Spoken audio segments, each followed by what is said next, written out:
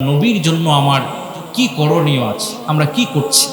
আল্লাহ রাসূল সাল্লাল্লাহু আলাইহি ওয়াসাল্লাম তার উম্মতকে এত বেশি মহব্বত করতেন, এত বেশি ভালোবাসতেন। এই ভালোবাসা পেয়ে আমরা কি রাসূল আকরাম সাল্লাল্লাহু আলাইহি ওয়াসাল্লামের জন্য জীবনের কোনো একটা কিছু পরিবর্তন করেছি? বা রাসূলকে ভালোবেসে, আল্লাহ রাসূলকে ভালোবেসে নিজের জীবনটাকে, লাইফস্টাইলটাকে কোনো কিছু পরিবর্তন করেছি? আমরা অনেকেই করি। হাসরের ময়দানে যেদিন নবীর সামনে দাঁড়াবেন, আল্লাহ রাসূলকে কি খুব, আল্লাহ নবীকে আমাদেরকে খুব মহব্বতের সাথে বুকে টেনে নেবেন যে আমার উম্মত। আপনি আমি যদি কোনো অমুসলিম রাষ্ট্রে যাই, আপনাকে আমাকে দেখে হয়তো বা অমুসলিমই মনে করবে, কারণ আমার পোশাকে, আশাকে, লেবাসে, সুরাতে নবীর কোনো কিছুই প্রস্ফুটিত হয় না।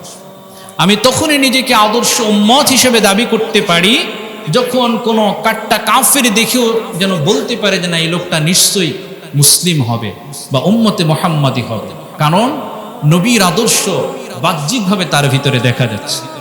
এজন্য সম্মানিত হাজিরিন, অনেক কথা আছে, অনেক কথা বলা যায়, যে কথা আমরা অনেকেই অনেক কিছু জানি, কিন্তু আমরা আপনাদের কাছে সবিনয় অনুরোধ করব, ব্যক্তি জীবনে, পারিবারিক জীবনে, সর্বক্ষেত্রে নবীর সুন্নাহকে আঁকড়ে ধরুন, নবীর মুহাব্বত, নবীর ভালোবাসা হৃদয়ে ধারণ করুন, অধিক পরিমাণে দরুদ সালাম পেশ করুন, রাসূলের প্রতি বেশি বেশি দরুদ পাঠ করুন, এবং আল্লাহ সুবহানাহু ওয়া তাআলার নবীর যে হাদিস, সেই সিরাত, নবীর যে জীবনী, সেখান থেকে পাঠ করতে চেষ্টা করুন। অবশ্যই এর ভিতরে কল্যাণ এবং বরকত আমাদের জীবনে আল্লাহ পাক দান করবেন। আল্লাহ পাক আমাদের আজকের এই ক্ষুদ্র আলোচনাটুকু আমাদের স্মৃতিতে ধরে রেখে এর উপরে আমল করার তৌফিক দান করুন। আমরা সকলে বলি আমিন, সুম্মা আমিন। ওয়া আখিরু দাওয়ানা আলহামদুলিল্লাহি রাব্বিল আলামিন।